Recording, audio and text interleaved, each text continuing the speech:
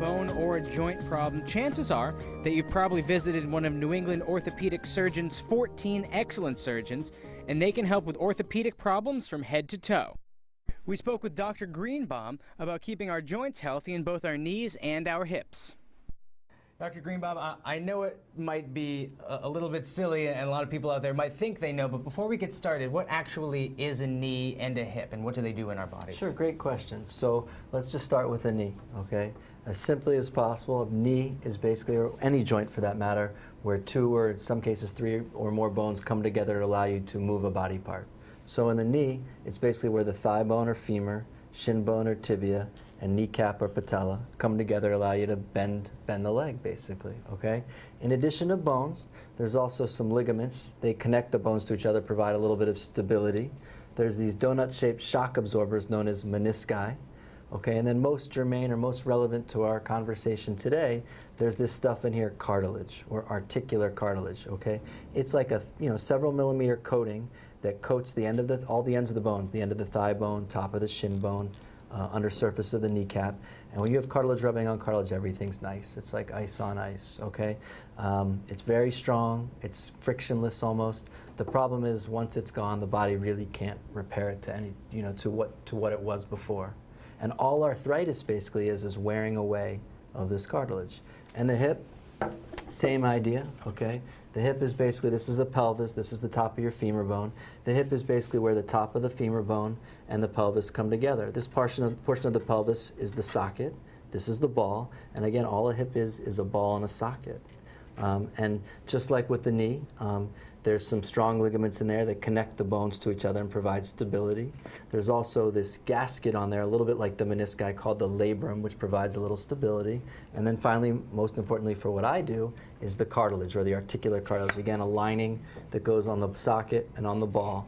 And when you have cartilage on cartilage, everything is nice. When that cartilage is gone, that's arthritis, where you start to get bone on bone.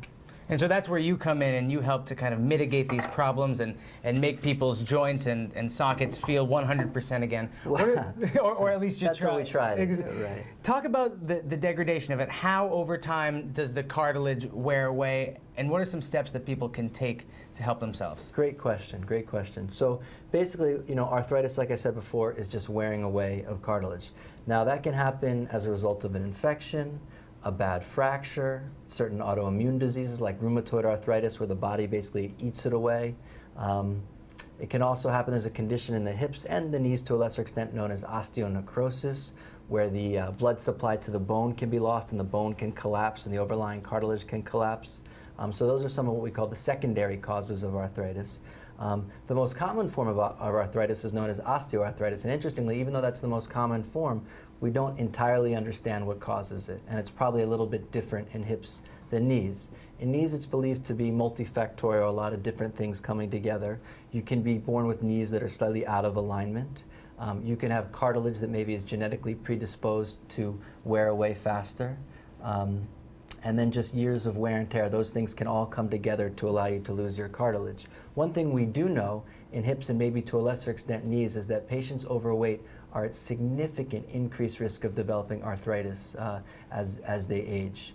In hips, we think it's probably mostly the result of being born with slightly misshapen bones. If you have a socket that you can imagine that covers too much of the ball or not enough of the ball, that can lead to arthritis. And then there's a new condition known as impingement, where if the ball, you should have a big fat ball like this and a skinny neck. If the neck's a little fatter, one of the thoughts now is that that bump on the bone can cause some of the cartilage on the socket to delaminate or wear away. Now, Dr. Greenbaum, when people come in and they talk to you about it, what kind of services can you offer them to help to rectify their problem or take steps to alleviate their pain? Another great question. So I really see surgery as a last option, really, as sort of, when all else has failed. So I really urge my patients as much as possible to try all the non-surgical options. So the non-surgical options include medications, things like Tylenol or anti-inflammatories. There's also a supplement known as glucosamine, which some studies are conflicting, but some studies suggest that may help with the pain of arthritis. Physical therapy, weight loss, injections. There's one known as cortisone injections, which can quiet the inflammation, or there's another type of injection known as viscosupplementation, which can improve the qualities of the normal lubricating fluid in your joints. Now, Dr. Greenbaum, let's say people elect to do surgery performed by you, perhaps. Going forward, what's the recovery like? It's not a death sentence, is it? It's almost a rebirth. You can do everything all over again.